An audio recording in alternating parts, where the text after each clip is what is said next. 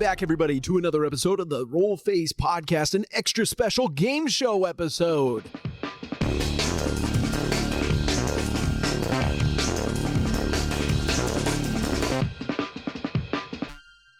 I'm your one of the two hosts, Skyler G. Joining me today, of course, as he is with every episode, is Bill Frosby. Keep them waiting for more. I'm Bill Frosby. That's my middle name. Bill, keep them waiting for more Frosby. I really thought you were going to say, don't forget to spay and neuter your pets. You were thinking about it, weren't you? That was what I was fighting. No, that was between the two jokes I was fighting right there. You know me so well. I will say, I think most people end up using the spay and neuter joke, and so it's a little become old. Dated. Yeah. It's very dated. It's very joke. dated because they've gone through like two more hosts over there at this point. So it's like, we're just too far gone at this point. So like I even watched original Bob Barker on the you know, and I didn't even remember. He rarely said that in like his older shows. This is true. I think they kind of went, "Hey Bob, let's cut it off with that joke here, buddy." Well, it wasn't even a joke. They were sponsored by it or whatever. Exactly. Yeah, they had like a partnership. When they lost the sponsor. That's when it stopped going away, and that was a while ago. But yeah. So, anyways, enough about another random prices, American right? random rambling. Do we have like a large international audience? We will. Oh, okay. Interesting. All right. Sorry, guys. Also, man, maybe we'll just do an episode, a bonus episode. We won't throw out any of the content episodes. So just tell you guys, like, we'll do a rundown at the end of a season. We'll do an episode where we run down all the pop culture references that we made. That's give background. No, that's probably insane. No, if you're curious though, feel free to comment, and we'll do our best to describe the context behind it. We have to explain spay and neutering pets. Well, that thing I think is probably something that more people understand. I even know the context, and I think it's weird that he said that. It is very odd. It is very odd. I will say, and this is totally a random story, just for funsies for Skyler. My wife and I were on a trip to Colorado for our what do you call that after you bar mitzvah? Yes, for our bar mitzvah, our honeymoon. Thank you. And we were going to a place to do whitewater rafting type stuff. And there was some individuals in the van with us. They were from like Sweden or something. They spoke really great English. And they were having a conversation with another person who was from the US. And she was saying, oh, well, you know, it's just so sad to see these animals out here. And, you know, they're just kind of pumping out babies against their will, and since they're in the wild, you know, they really suffer a lot because these are house animals. And she says, I wish we had the technology to have like a dart gun that you could just shoot them, so they wouldn't have to go through all the trouble of like capturing it and putting it through the surgery and everything like that. And it would make it so that they can't, you know, have all of these excess babies. And the guy, I kid you not, he says, well, you know, I have a friend who is a gynecologist, and maybe I should talk to her about that technology and see what she thinks. And I'm just sitting, my wife and I are like looking at each other like, what is this? I don't think a gynecologist is the right person to go to with that. We're talking about veterinarians here that are spaying, neutering, and pets. So your gynecologist is not. Anyway, sorry, that is way off topic. Totally off topic. Today we're doing a game show, or at least to a certain extent a game show. We're going to be talking about the meta. Meta, Bill, tell us what the meta is. What is it? What the heck am I talking about? I'm not talking about Facebook and Instagram and Mark Zuckerberg. Meta is in any competitive game. Yes. The meta is what is the trend that people are picking or actions they're doing that is common at high levels of gameplay. It is Skyler's least favorite element of any game, but it will always exist. Especially in competitive. Yes. In Dice Thrones, it's not as much the actions you take. There's still there's knowing what's strong and what's not. But in the element of what meta is for Dice Thrones is which characters are stronger than other characters. And by stronger, I mean every character can theoretically beat any character in Dice Thrones, right? Because there's the random elements and all that stuff. But some characters will consistently win more games than other characters because they have better cards, they have a better board layout, they have stronger board, right? Like there's so many elements. They're more consistent. And when you add them all together, that just equals more wins than the average, right? So that's what the meta is we're breaking down what the best characters are that are more consistent than the average. Yes, absolutely. So you guys know that obviously me, Skyler here, I don't always know the inside outs of Dice Throne. I'm learning just as much as you guys are. Bill obviously is our resident expert, has played all the characters dozens of times, if not more. And so he's here to play this game of, Skyler, can you guess the meta? Right? We have the top 10-ish characters, heroes. At least my top 10. Right. Because there's not like a definite, right? The numbers are going to fluctuate, especially when new characters come into play. Things are going to fluctuate. So at the very least, we're coming to the age of innovation. We're in the age of innovation. Yes, we're technically in the age of innovation. We're coming to the end of the age. Of it, yeah. It's a weird thing to say. Like, you never hear that in today's society. We're coming to the end of an age. When was the last time that when we entered the age of information, which we're still in? Yeah. It's like probably the I want to say late 1800s. I don't know. Maybe I'm an idiot here, but I digress. You don't hear the end of an age very often, unless you're talking about fantasy or gaming, of course, which I guess that's where we are. So we're going to be looking at the current meta for the age of innovation. I have my predictions of, just based from context or what I've seen, of who the top 10 heroes are in the meta. And I'm going to attempt to pitch them to Bill, and he's going to tell me if I'm correct or not, if these heroes fall inside. So it'll be a game show. We'll see how many points I get by the end. First of all, we should probably look at where the metadata comes from. What is the metadata? So where mostly I'm getting this data from it's from various online sources, but the main two sources are, because sadly, there is no available data on how good characters do at ranked events. Dice Thrones doesn't publicly keep data. They have data, and like based on win rates of all these characters versus matchups and all this stuff. The thing is, all that is kind of hidden. Sure. So as a community, we had to find our own ways to find data and matchups and stuff.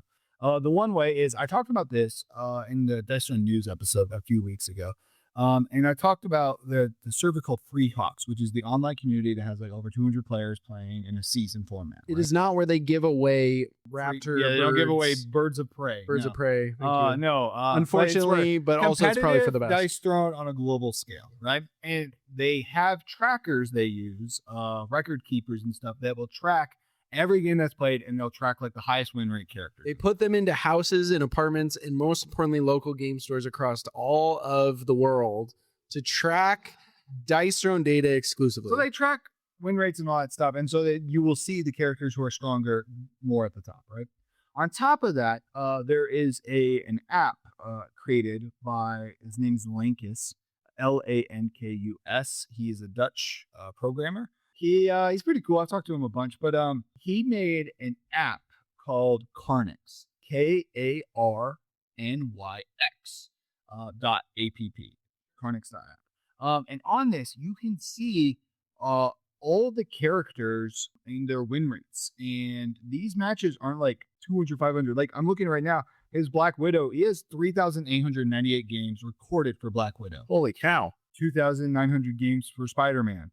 2,877 for Thor. Like, these are like, he's got oodles. Like, the most played character on here is 4,549, Cursed Pirate. So like, tons of stuff. And this is data, and this data is taken from all over the internet. It's taken from the Free Hawks community. There's other online communities that play. There's a Russian Dice Throne community I don't know as much about. There's a European community I don't know as much. Like, there's communities. There's a Asian one as well. Like, there's so many communities all across the world, and Lankus has connected with them and created systems where those people, when they play their games, they can type in their games, how the match went, or whatever, and just give like the scores, how many ults were used, blah blah blah, right? But then the instant they submit those data to their Discord page or whatever, then it instantly gets uploaded onto this and immediately formulates the data into Carnix, right? And Carnix is a very valuable resource that just breaks everything down, shows you the win rates of every character. It also, what's crazier is you can go in and look at each character, and like, so when you look at these win rates, it'll show you, this isn't as useful for you. This is where it cares about. It shows the best picks versus a character and the worst picks versus a character. Interesting. So it shows you who, like, you don't want to pick against this character or who counters this character. Yeah. Okay, that makes sense. Very useful information. Very much so. Now, I will say, this is something I will say, this is not gospel. No. Because, like I said, data is taken all over the internet, and it's also taken from casual players to very competitive players. Meaning that Some casual players might just do poorly in matchups, but if that's a lot what that data is, it might skew the data to be not look exactly correct. Also, sometimes there might only be like 10 games before that matchup. That really doesn't give enough data too, because like maybe that one character just in those 10 games got really lucky, and that's why it's a 70% win rate. It has nothing to do with them countering. It actually could be the other way if you played that like 50 more times, right? And that's why you want those big numbers, because you want to get rid of those outliers. Exactly. It's kind of like reviews. If that's a weird like way to pitch that, but like if you have 5, 10 1-star reviews on a thing that only has 20 reviews, that's gonna make the product look really bad. But if you get, a few hundred or even 1,000 or so reviews, and most of them are 5 stars, those 1 stars are going to be pretty minimal. Exactly. And Harnix also has other really fun utilities that Linkus has created as well. He created a hero randomizer app where you can plug in what heroes you have and it'll just random for you. He made a dungeon randomizer for people who want to run through dungeons, but they ran through all the ones for their Dice Throne adventures, right? Team Builder. This one's I've used a few times myself. It lets you basically plug in a team for your local rank, like 3 characters. And then after you plug in your thing, it'll tell you like, these are the characters that you want to ban or look out for. And these are the characters your team counters and stuff. It's very useful. And you can plug and match different characters to see how strong your team is. And it's funny you bring that up, because we're actually going to be doing an episode in the near future helping you know which or how to build teams. Exactly. So it help you out for the next age. But there's also like a draft tool that helps you like with drafting characters. There's a tracker tool. So if you don't have like your tracker HP or combat point dials, you can just use that instead. So like he's put together so many tools online. That's awesome. Very useful. It's a very useful website. I highly recommend Dice Throne lovers to check this out. Carnix.app. It's just a fun, and it's all just a community made thing. Yeah. With that being said, this is how I'm making my top 10. So you know, this is where the top 10. Now we can get to your top 10. All right, now I'm ready. All right, everybody, welcome to the first ever episode of Mark Your Meta. Yeah, I don't know. That's what I came up with. On the spot? Yeah. Okay. Well, of course, you can't do things like the metaverse taken. And then I was like, meta multiverse. No. So anyway, yeah, Mark Your Meta. Okay, so I'm going to name off a character that I believe is currently in the top 10 of the meta as described by Bill Frosby. And I will add, this is so I took the data from those 2 sources, Freox and Carnix, but I've also put together what I believe is the top 10. Now, this order is very subjective, but I believe these were the 10 that most people will agree are like the strongest characters in the game. So we got, technically speaking, 3 sources of data that we've sort of kind of compiled into the top 10 for the meta. So, all right, let's begin. First pick I have for Mark Your Meta. It's weird being the host and the person. Also, I will add, so what we're also going to do here is if Skyler gets it right, I'm going to say that's right, and we'll just move on. But if he gets it wrong, I'll say that's wrong, and I'll give a little brief description why that character is not in the top 10.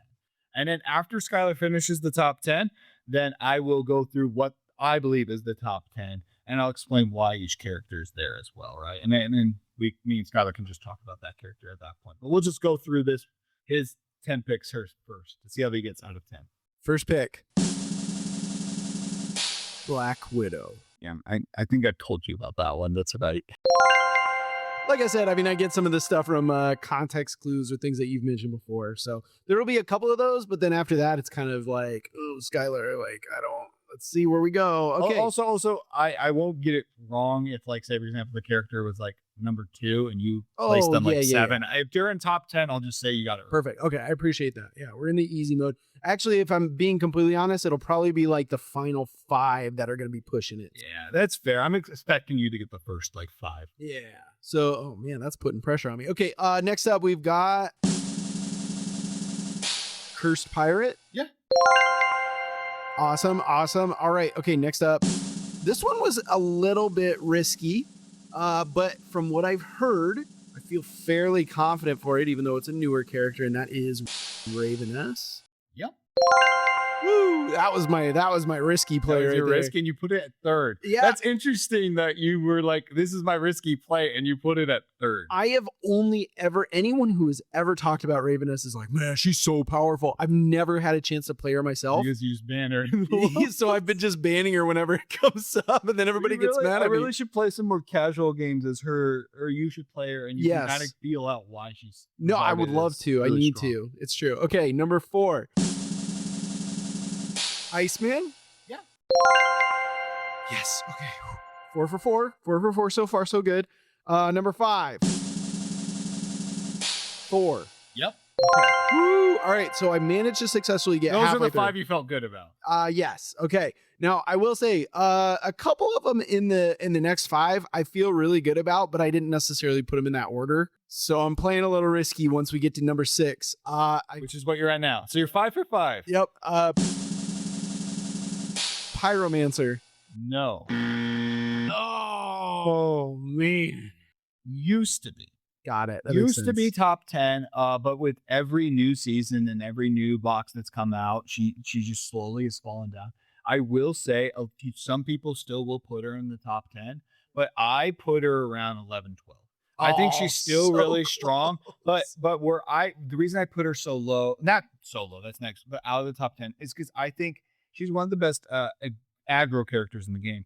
But the problem is there is better aggro characters now that have better economy, have better options, have a better board that's a little more forgiving, right? Like she's strong. Like when she hits hard, but there's other characters that do a lot of the same things she does, Sure. but just better. So for that reason, she's just slowly had that gradual fall out of the meta, and she's still strong. Don't get me Yeah, wrong. of If course. you bring her to your local ranks, people still ban her. Actually, she still has a higher ban rate than a lot of characters who are way stronger than her. Yeah. Just because everyone just knows Pyromancer hits hard. I don't like that, and like she's really good against characters that take time to build up. So yeah, she's strong, just barely out of the top 10. She's pretty easy to play That too, too. which is also really nice. I've had her in my team for the last couple of tournament plays that we've done. So yeah, okay. Oh, so 11 to 12, no less. Like man, you're really just ouch. Okay, I'm on number 7.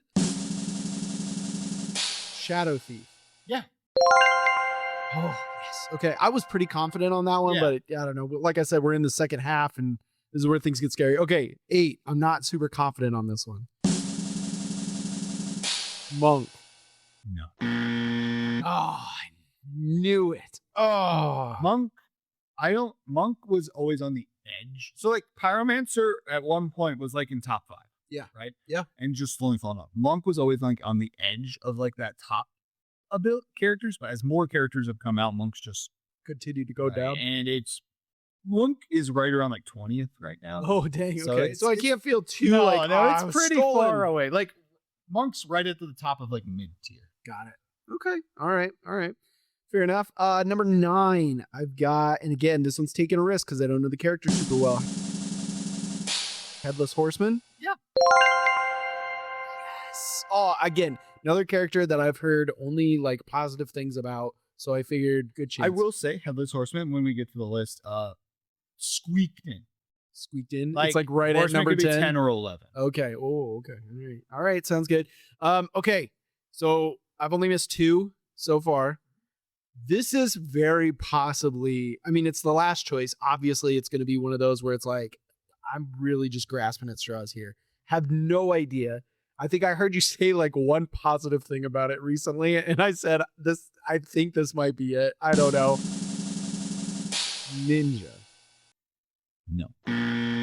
Oh, okay. Fair enough. In the right hands, Ninja can be strong. Sure. But Ninja just a little too reliant on smokescreen needing to save her, Fair right? enough. If you don't roll a single smokescreen, you'll lose 100% of the games, right? Okay. You need smokescreen to hit 1 or 2 times to actually, do well that game. Got it. And because of that, she's a little, and also like card status effect removal really hard counters her as Yeah, well. that So makes if the sense. opponent draws a lot, the all 4 stats effect removals at the start of the game, Ninja just is guaranteed to lose. Got it. right? So like there's a lot of random elements that really screw Ninja and like ruin her chances of winning. But the thing is when Ninja's hitting, she's hitting. Like, yeah. So she's a lot of strengths to her. And she's probably like around like 14, 15. So Okay. it's still really strong. I'm pretty she's close. she's just not as consistent as like the characters above her. All right, so I got a 7 out of 10. Yeah. How many tickets does that award me?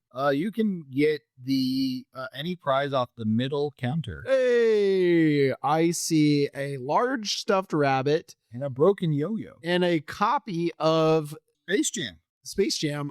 I mean, Family Edition. I'd be an idiot not to take that. That's the best prize on the middle table. It is bootleg. But yet you got it signed by Michael Jordan himself? It's Michael B. Jordan. Oh, gotcha. Which actually is probably a little more valuable now that he's an Oscar winner. So. Oh, but look, I'm opening it up, and on the inside is a signed Michael Jordan baseball card. Wow, that's really good. And also a signed Bugs Bunny baseball card. But I the got bootleg questioning version, about though, sounds, if you watch it though, like the signatures and stuff is where the value is. Because if you watch that movie, I think all the voice work was done by the Carney who ran this booth. I think he redubbed everything himself. that. Oh, shoot. So it's not even original audio. No, except Danny DeVito's still in it. They kept good. that in for some Thank God. reason. That's what's important. Yeah. I'm also noticing there's a small vial, and it looks like it's a DVD cleaning fluid, but it's been relabeled as the stuff. the special stuff. The special secret stuff. Secret stuff? Okay. Yeah. It says drink me on But the I'm back. really nervous to drink it because what if it's just DVD cleaning fluid? I'm going to smell it. I think it's gone bad. Oh no, you're for judging that with drinks. It was one time I accidentally drank a drink I should not have drank because it was old. That's all I'm going to say. It was today. It was pretty recent. That's just right before recording. really ripping off a fresh Band-Aid there, Bill. Okay, so with the attempt, and honestly, a pretty close attempt, if I do say so myself. Pretty good. At 7 out of 10. 7 out of 10 is And you don't honest- know really much. All you really know about the meta is what I tell you. That's true. So it's just from conversation. It's from conversation of what I've managed to remember in the conversation. That's fair. and to be fair, every character you named besides Monk definitely was like in the top 10 at one point, right? Right. Monk, I mean, I guess technically he was in top 10 when only season 1 was out and there's only 8 characters, but like, I mean, technically he was in the top 10 when there was only 16 characters. out as Sure, well. sure. But once Marvel came out, he dropped out and stuff. But Marvel came out, everyone else you named was in the top 10. Yeah. And then after X-Men came out, everyone you named was still in the top 10. And then Outcast came out, and then the other two kind of trickled out at that point. But like, you were right until Outcast. And then Outcast, but you didn't name 2 Outcast characters. And that explains why, Pyromancer dropped out. It's because those Outcast characters pushed them. Yeah, absolutely. Fantastic. I mean, I'll take it. I'll take 7 out of 10. The fact that I passed, There you go. this would have been a passing grade in school, so I'll take it. C's get degrees, everybody. If you're out there and you're in high school or elementary school or whatever, no, I'm totally kidding. I'm totally kidding. Dude, Underachieve on please do everything. your schoolwork. Yes. All right. Now I'm going to explain the top 10.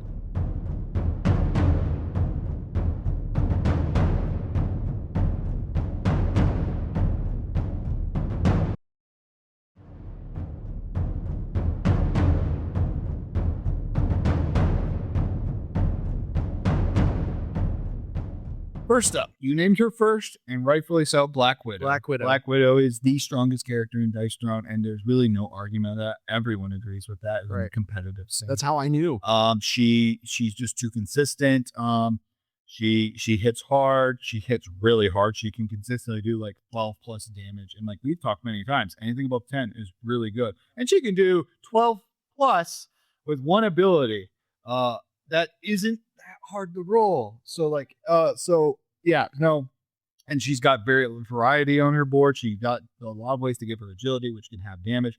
And she's got a very consistent defense that blocks 2 damage on average and deals 2 back on average. And it's so strong. There's so much value all over her board. Those timed bombs, man. But what makes her even stronger, she's very consistent on card draw as well, because if you get Red Room Training on the first turn, which you can easily do with your Covert Ops, you play that, and then every time you play an upgrade, which she's built around upgrades, you draw a card. So that just means you're gaining more cards, which you can play more cards with more upgrades, and usually the average Widow has gone through like 20 cards in like Wow. 4 turns. That's crazy. That's a lot of cards compared to the normal Might be amount. 15 to 20, but like she can just fly through. Yeah, cards, and it's absolutely. insane. And then all while doing like big hits and stuff. It's Sure. crazy. All right. She's just the agreed S tier, like the top, right? I will be fascinated to see how Dice Throne tries to counter that. But also, is it dangerous to do so? Like if they try to force making a character that's stronger than Black Widow to kind of then what have you done? You've just made the next, it's like, oh, we have a super villain that's good example. We have Mew. It's this ridiculously powerful Pokemon. We're gonna clone him, but we're gonna make him more powerful. It's like, well, now look what you've done. You created Mew too. And if he has evil intent, you haven't even started. Also, Mew didn't. Maybe this isn't as good an example. This is the plot to Jurassic World. Yes, this is the plot of Jurassic World. We're going to take a small but girl. There's no Wayne Knight in it, so it's worse. Yes, we're going to take a small girl and turn her into a dinosaur? I guess. I don't know, man. That plot was so weird. That was the sequel, and it sucked. Yeah, Jurassic World 2. It is bad. Next up, number 2. Speaking of Jurassic World 2, number 2.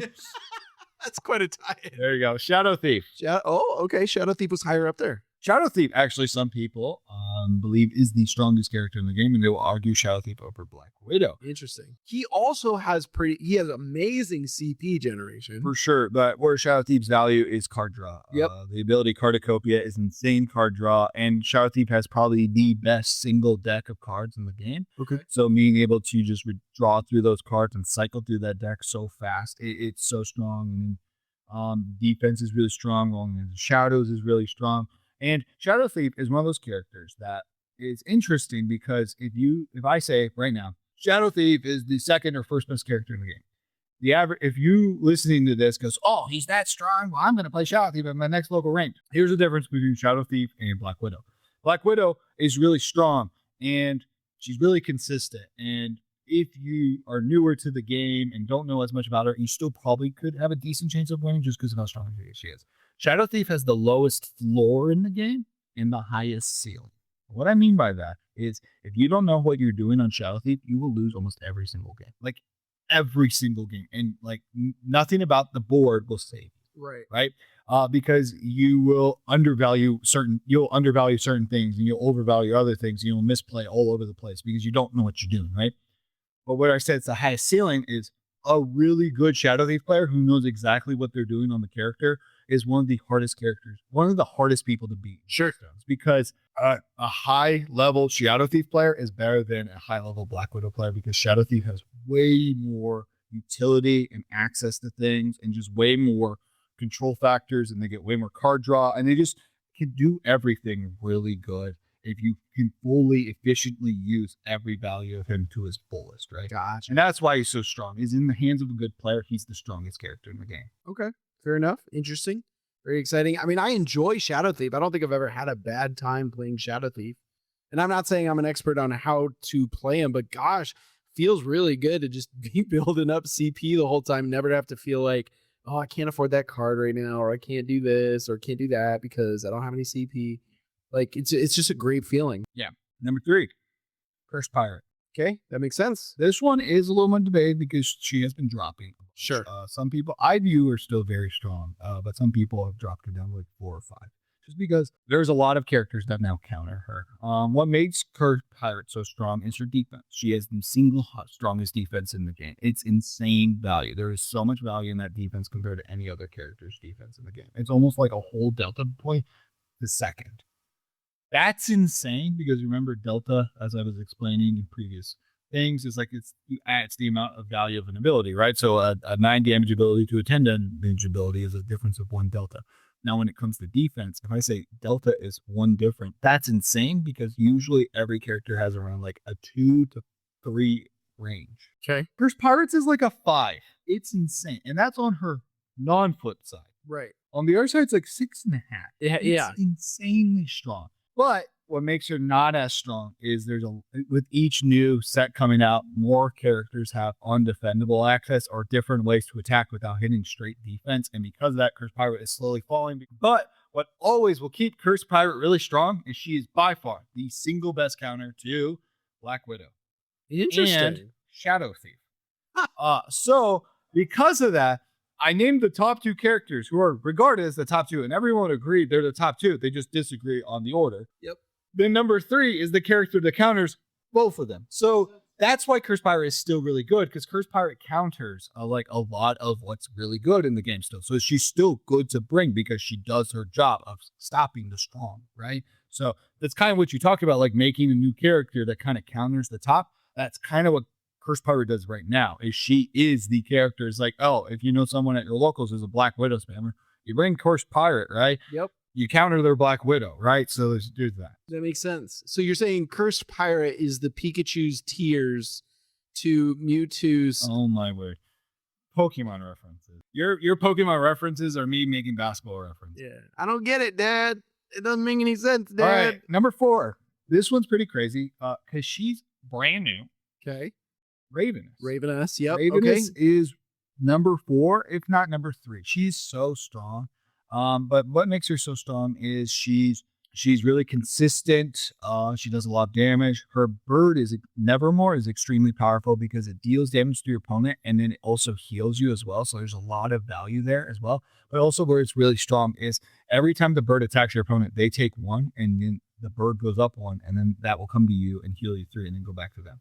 But every time it attacks, it's 2 value because it hits you. Yeah. And it heals 1. Right. So that's 2 value each time. And so after 3, it's 6 value and it's coming back to you. It's so much value. And also what's important about it is it's hitting you without doing any defense or anything like that. So if you have a strong defense, the bird can the Ravenous player can just focus on activating the bird a lot more than just hitting your defense because they won't have to hit your defense. And what makes also Ravenous has a strong defense as well. So that means opponents are like trying to attack her a lot more and using more defendable abilities to try to keep up with this bird constantly pecking and healing her. They're hitting her defense, and her defense is really valuable. It's got a really strong delta value. It's like 4 pretty consistently. So because of that, they're like, I'm trying to beat her down as fast as I can, right? Because she's got really good health regen, right? It's just they can't get her as fast because she's just got a strong defense, and they're hitting themselves back just as much, right? Like, so yeah, she's number 4, and she's right around there with Curse Pirate, where like she's also really good against Shathi. Not as good against Black Widow, because Black Widow could just swing big and just kill her, right? But yeah, It's funny you described Nevermore the way that you did as being very powerful. Anyone that I've ever talked to always refers to Nevermore as very annoying. oh, it's very annoying. It's But I've also very only annoying. mostly talked to people who played against Ravenous. No, when you have Ravenous, you love Nevermore. You try to use Nevermore as much as you can, right? And there's little tactics and strategies you want to do with Nevermore as well. But when you're playing against it, you're just like, this is so annoying. I hate this bird. It's like getting poked to death, Yeah, like by just slowly, slow, miserable getting poked to death. absolutely. It is very annoying, but it's Pretty dark. It's how the character works. Fits so. the character's theme. Yep. Number 5, Thor. Thor. Okay. Thor used to be really strong. He's kind of fallen a little bit, just because there's a lot of characters that kind of do what he does, but just a little better. Like he used to Like Nevermore yeah, exactly. He used to or Ravenous. he with used to be Nevermore. regarded as having one of the strongest defenses. Now he's probably not even in the top 5 for defenses. He used to be like the highest single amount of damage character besides Black Widow. Now he's kind of fallen back to other more aggro characters who can just do more than he can in a single turn. Like he's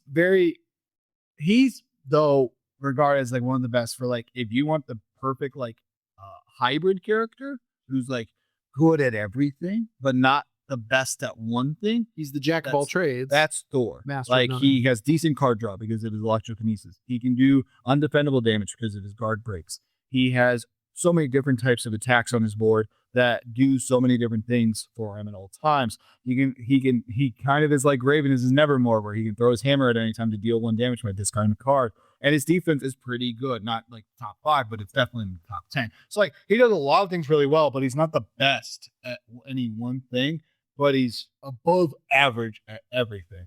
And one of the best players in the world, Stella, Thor is who she has played the most.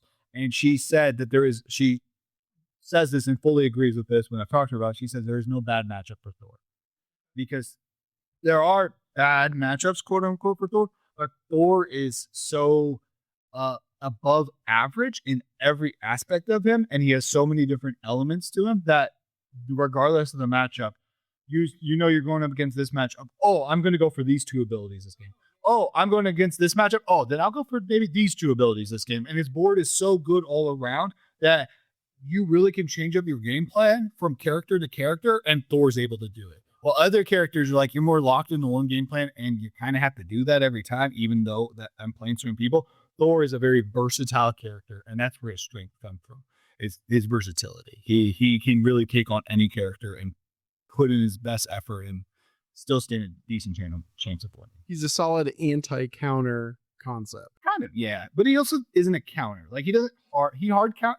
No. I said anti-counter. Oh yeah, because it's really hard to counter him. Exactly. Right? Because he's just very Versatile. above the average and Yeah, versatile. Very cool. Very cool. Okay. Well, next. Past the halfway point. Yep. So we're at 6 now. Iceman. Okay. Iceman. I was debating between Iceman and Spider-Man here because they're really right next to each other. And honestly, I could just talk about them together at the same time. Oh man, we should have had a rule in play where if I got it right, like on the correct position, I get like 2 points. Well, you had Iceman at 6? I had Thor at 5. Oh, there you go. Iceman was actually 4 if I had swapped them. Iceman is 6 and Spider-Man is really 7. So they're right next to each other. And it's kind of funny because they do Yeah. the same thing. They Yeah. both do 2 hits on the same turn. Interesting. The reason Iceman's a little better is his damage output is better. Sure. Spider-Man, he really can do about 10 damage if he combos with an additional 2 Total?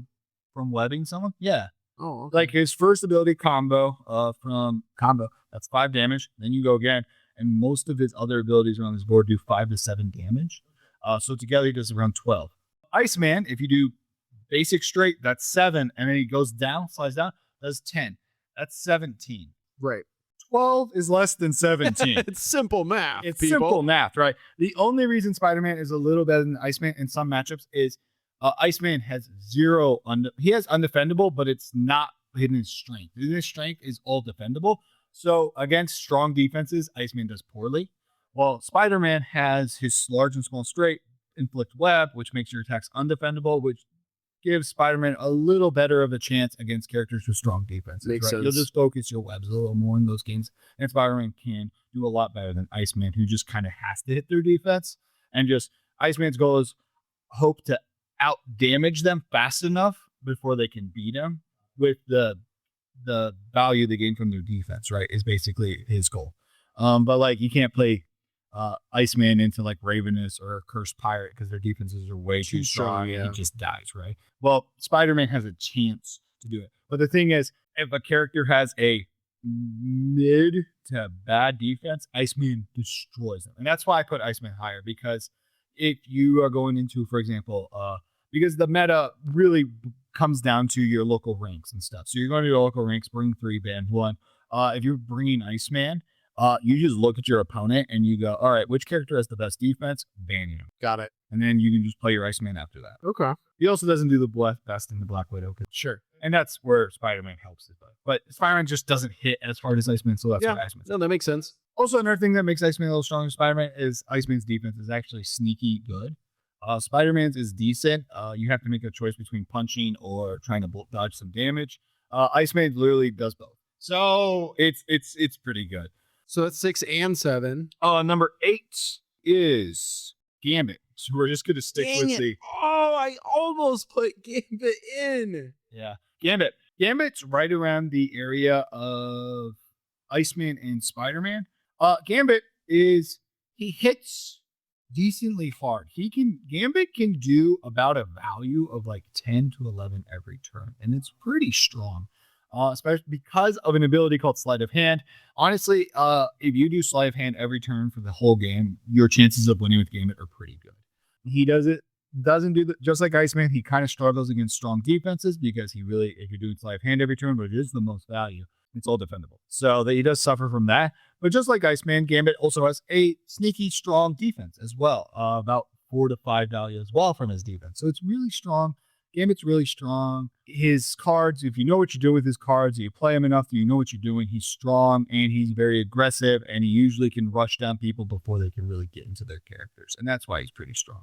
He's a little more versatile than Iceman as well. He has some decent card draw.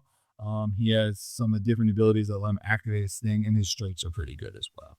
So like Iceman, you're kind of like locked into like 4 abilities when you play Iceman. Good piece of advice someone gave me who plays a ton of Iceman. He said, when you play Iceman, you kind of ignore the right side of his board, which is his mini alt, large straight, small straight. He said, you literally just ignore that side. Everything you want to do in Iceman's on the left side of his board. And really playing a lot of Iceman with that advice in mind, I 100% agree with him. Like the only reason you go for straights is if you roll it on your first roll. And even sometimes, like good Iceman players don't even take that. because it's not as much value as what you see on the left side of his board. So pretty crazy. But again, back to Gambit. Gambit's just really strong. Spam sleight of hand. If you get the sleight of hand upgrade, just play it immediately and just get insane value from that. He's strong. He's aggressive. And he's got a good defense. So he's just right up there at number 8. Number 9.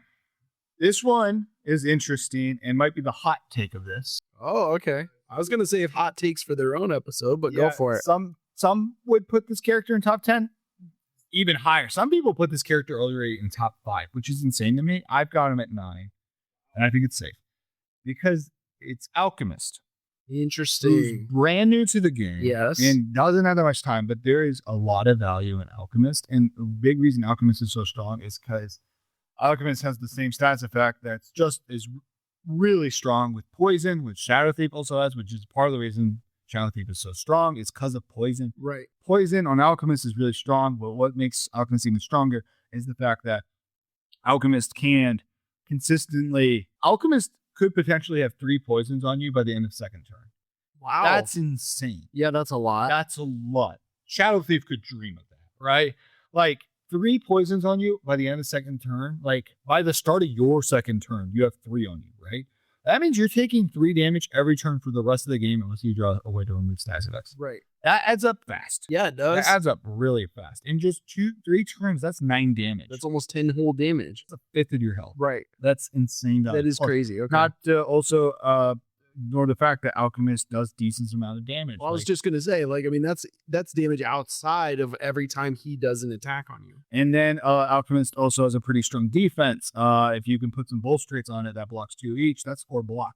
That's just, and it's not even like a roll. It's guaranteed. The only way to get around that, if you're facing Alchemist, is you roll undefendable and then they can't use it. But like if you roll defendable and they have 2 blocks on there, that's 4 block, and they don't even have to roll. They just have 4 block. Right. It's really strong. The character's just strong all around. Their biggest weakness is no undefendable.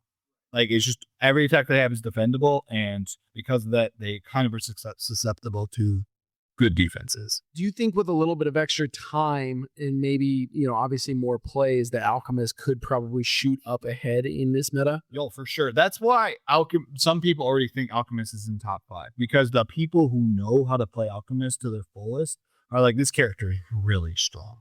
But the reason I have Alchemist at 9 is because of where the game is. People don't fully know how to play it, right? And the same thing with Ravenous, and then the final character that I'll say at number 10.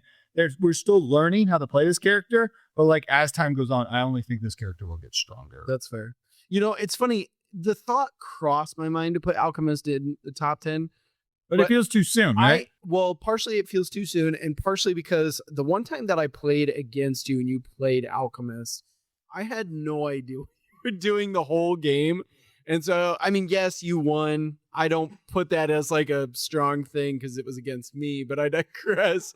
I was just so confused. I'm like, I don't really know what to go off of here. Totally fair. So anyway, all right. And then the big finale, number 10.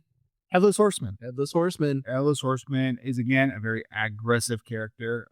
Where Headless Horseman strives is Headless Horseman can pump out damage faster than any character. He can pumpkin out damage? Yeah, there you go. That's good. But like he has the highest amount of damage in the shortest amount of time in this game. Faster than any character. Faster than Iceman. Well, he is riding a horse. Faster than Spider-Man. But where he is weak is he has a pumpkin head. Yeah, but he has the highest output of damage, but he has to roll good. So how this Horseman is rolling pretty bad, like the rolls just aren't hitting, right? They'll still do decent, right? But they won't do as much as like an Iceman. They won't do as much as a Spider-Man, right? But like if they're rolling hot and rolling really strong, they'll do more damage than anyone in the fastest amount of time, right? Got it. And that's why Headless Horseman is on the top 10, because Headless Horseman's hitting his stride, so to say. He can any character can't stand against him. He just goes too fast and they're dead by turn 4, right? Like maybe not turn 4, maybe turn 5, but like 5 turns to kill someone, that's insane. That is crazy. And he can do it if he's rolling hot, right? He has 3 different sources of high damage.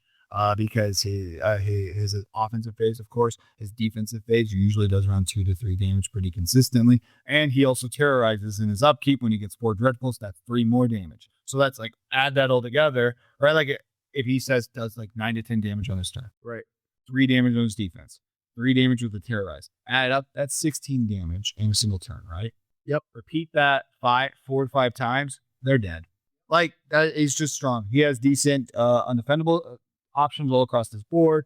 Yeah, he's just a strong character. His biggest downside, though, is he is, like I said in a previous video, he whiffs a lot. Sure. If you don't know what you're doing on him, you'll whiff a lot on him. He even has a mechanic designed on his character that's like, if you didn't deal any damage to your opponent, if you whiffed, you get a positive status effect. Oh, okay. So, like, they even have a mechanic on him because they're like, yeah, we know he whiffs a lot. Here's a thing that'll make it feel a little better. You whiff a lot. Right. So, but the thing is, a good Headless Horseman player, like I said in the previous one, I went 25 straight games without whiffing. Like, a good Headless Horseman character figures out how to play him without whiffing and play him to his fullest, and that's when the character really shows his shines, right? So, but like I'm a Headless Horseman lover. I think he's amazing. I wouldn't put him top 5. I don't think he's that strong, but I think he is definitely in top 10, especially on a good day. Like, he can beat anyone. Like, he's like kind of like Thor, where like he can beat anyone. But unlike Thor, where Thor is more like he's versatile, Headless Horseman is just, if you roll hot, he beats anyone. But to be fair, a lot of people could be like, I can hear the comments go, well, actually, Bill, if you're rolling hot on any character, you'll beat any character. You're right. But the difference is, if I'm rolling hot and my opponent's rolling hot, but I'm playing Headless Horseman, I'm still winning. Yeah. No, that makes sense. Exactly. But like, if I'm rolling hot on one character, my opponent's like any other character, and my opponent's rolling hot on any other character, then it evens out, right? But like with Headless Horseman, if you're rolling hot, you're winning, and that's just the game, right? So like, Gotcha. unless your opponent rolls like 3 straight nat alts, but if that's the case, then I'll be like, yeah, something's up with those dice. Let me see those. Right. Let me see those dice. Hand them over. That's a whole other level of rolling hot. That's rolling lava, and there's kind of begs some questions. And everyone's gonna get burned. Yeah, that's how it works. So that's the top 10. So all right, that's our rundown of the meta. This is right now during the age of innovation, but I mean, we're gonna have more characters that are gonna come out. The next age, we're gonna have a whole new character comes out the next age. Absolutely. And then Vanguard will be hitting the doorsteps during that age. So yeah, it's gonna change everything up. We're gonna see people rise. We're gonna see people fall, but we will have to see who rises and who falls next time in the next episode of the Roll Phase Podcast.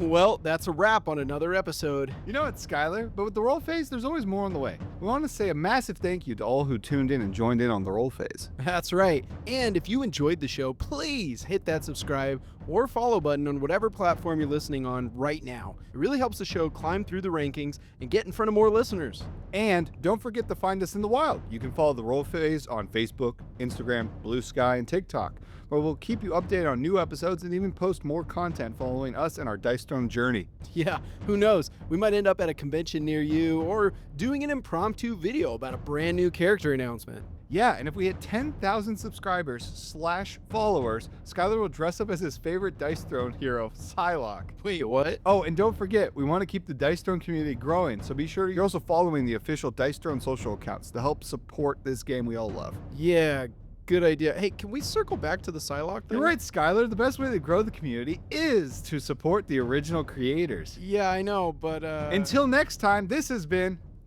You're supposed to say it. The Roll Phase Podcast. See you all next episode. Hey, I never agreed to.